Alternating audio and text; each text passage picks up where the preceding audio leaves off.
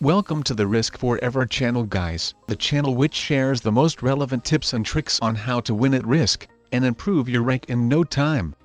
Subscribe to the channel and you won't even see how fast you will become so much better at Risk. Push that notification bell to see new videos first. This is your host Champion Ever.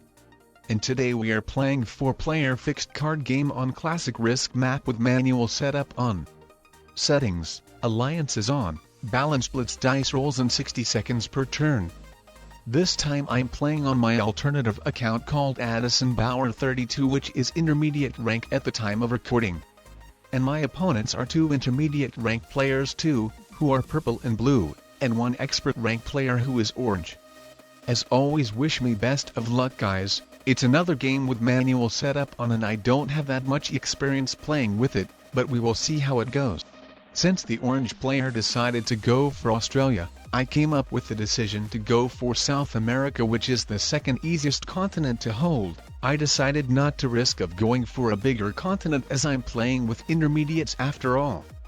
But who knows, I might additionally get Africa. I mean, I almost had it captured when the orange player picked a territory in it. But I don't know. I see the blue player is building his troops on the Middle East territory, so he might be the person who captures Africa, well, either Africa or Europe, as I doubt that he would be so stupid enough to actually go for Asia lol. Asia is literally the continent which you will never be able to hold without having Australia. The Australian player will always put his biggest army on the Siam territory, so you won't have another choice but to go somewhere else. But even if you have Australia, there's no way you're getting Asia easily as well. There are 3 of your opponents who will certainly not appreciate the fact that you got a 7 troops continent. You might be able to guard properly against one of them, but certainly not against all of them. So unless you're playing against dumb low-rank players who would take your alliance too seriously, or unless other players destroyed way too many of their troops, there is no way you're actually holding Asia. And lol guys, the blue player is hilarious. He actually went for Asia, lol. Well, he has chosen the destiny for himself. He will be eliminated first, as there's no way we are actually letting him hold Asia lol. Well, I'm actually surprised I was wrong. I cannot believe that neither purple, nor especially orange had it invade him. Well, I'm not making an enemy for myself as well then. South America is the only continent which isn't connected with Asia, so the issue of blue having Asia bothers me the least of all the players, as the blue player will most likely either go after orange or purple. But of course I'm in a potential danger too. It's just the least likely that the blue player will go for me. Even though the blue player invaded me into Africa while we are allies, I don't care too much. I didn't get mad and I told him to attack orange, and it seems my plan might work out well. The blue player put his troops on orange's border, so I think it might be rest in peace for you orange. Let's actually see. And OMG guys, I cannot stop laughing lol. Rest in peace orange, you have served well, you aren't longer needed in the game, so we say a goodbye for you. The Australian turtle strategy didn't really meet its expectations lol. Orange is the first player to get eliminated from the game. Oh well, it could have been blue, but the orange player has chosen his destiny by not invading blue while he could. But wow guys, I cannot actually believe that blue's Asia without Australia strategy has actually worked out lol. What do you think guys? Should I try this strategy in some of my games as well? Let me know in the comments section down below. I think it would be fun for the lols. No more Asia for you blue. The purple player has invaded it, so now you can get back to the reality. To be honest, if I were blue, then I would have tried holding Asia as long as possible, rather than going with the very first opportunity to eliminate someone from the game. As now he is just as equally strong as us, considering he could have been the strongest if he had held Asia for at least few more turns. And OMG guys.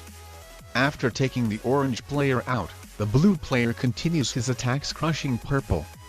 That is so great. I think I will win this game easily. While they are attacking each other, I will just simply turtle in South America, capture Africa and grow strong, waiting till I have the same number of troops as both of them combined. Well, actually I didn't expect the purple player to have ascended 3 and recapture North America so quickly. So now it's the decision point for me. The blue player sent me an attack request to attack purple and I'm not actually sure if I should go with it. Well, actually let's forget the alliance with the purple player, she isn't needed for me anymore. I will rather have an alliance with a player who is so dumb to do all the dirty work for me by crushing my opponents. I didn't want that the blue player would have broken it by seeing that I don't help him at all by not attacking others, so this is why in the end I came up with the decision to betray purple. But I see it didn't go as expected.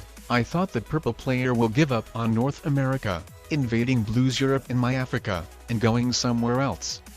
Oh well, I think I will rather get back to turtling once again. I'm pretty sure the blue player will continue crushing purple, so I do not worry about it too much at all. Instead of bailing out back to South America, I could have fortified my Brazilian army to the Central America territory to scare the purple player and make her move out from North America.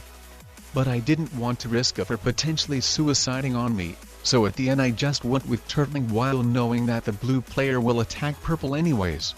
This turn I didn't have a territory to attack, so I said to blue that I'm sorry but I need to attack your territory and invaded him into Asia.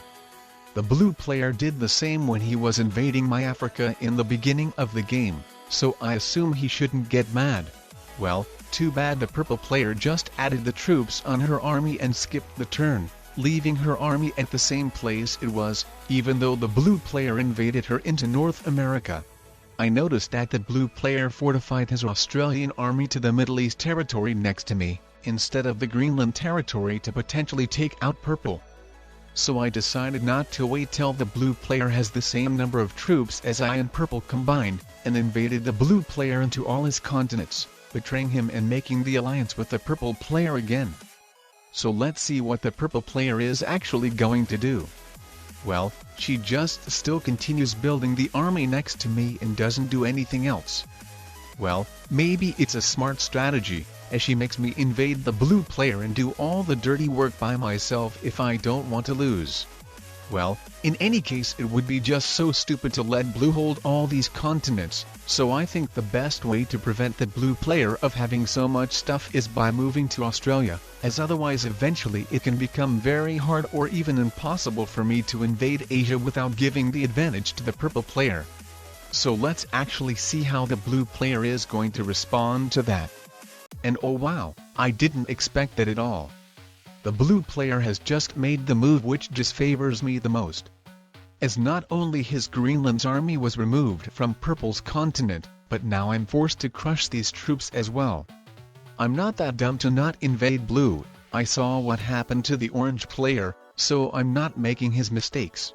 But I'm not sure, maybe I shouldn't have attacked him into Europe additionally as well, but what I want is to reinstate the alliance with the purple player. She sees that I'm constantly attacking blue, so she might team up with me and attack the blue player too.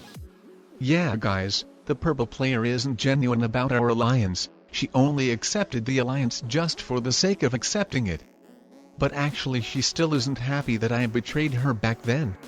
Even though the blue player attacked her as well, she never invaded him after our alliance was ended. But who knows, maybe she has chosen to betray me by attacking into South America only because she thinks that it's better for her to have the alliance with the blue player now. In any case, to show that I'm not picking specifically on any one of them, I straightly invaded both of them into their continents. I'm now officially the enemy with both of them. Well, the purple player guards properly against me now, so I only was able to invade blue. But don't get me wrong. As soon as purple captures both of the Americas, and the blue player Europe plus Africa, I will stop attacking both of them and then just start simply turtling in Australia. Sooner or later they will have to attack each other anyways. I wouldn't attack one of them only because I can, while letting other one grow strong. The balance of the game must be sustained. I noticed that the blue player builds a huge army next to me, so in order to be more safe that he wouldn't be dumb enough to suicide on me, I decided to send him an alliance request which he accepted and told me to attack purple, so I fortified my 6 troops to purple's border, but I'm only attacking purple if the blue player attacks her first. And oh wow, he actually attacked her for real. For some reasons I thought he might be bluffing.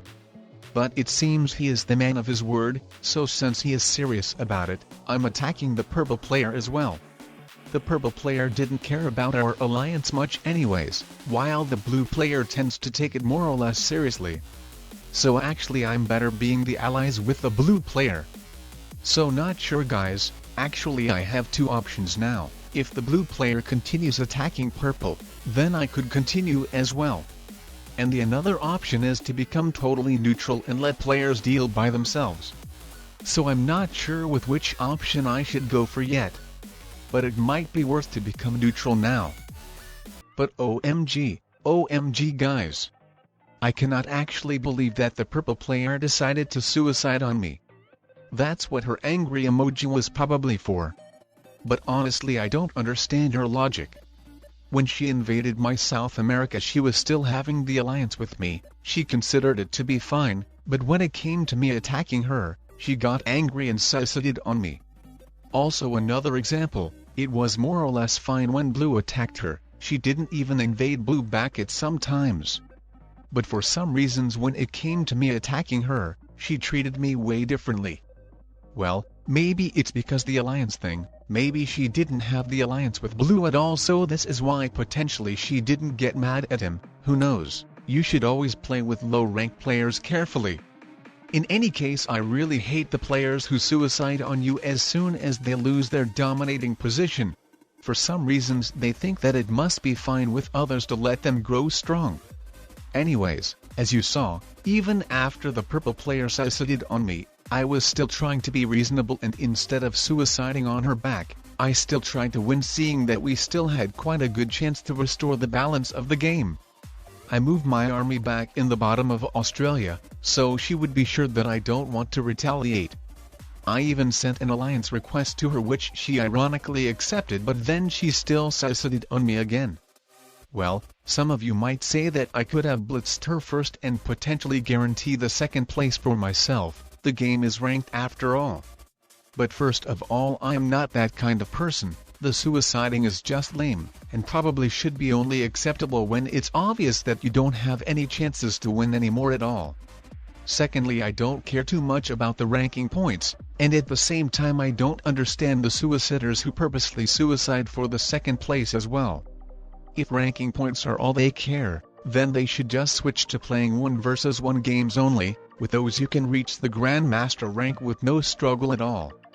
And finally, it's just a waste of time, why to play a game and waste your precious time just to end up suiciding? I will rather always play to win, no matter how bad my situation is if I still see at least a tiny chance to win.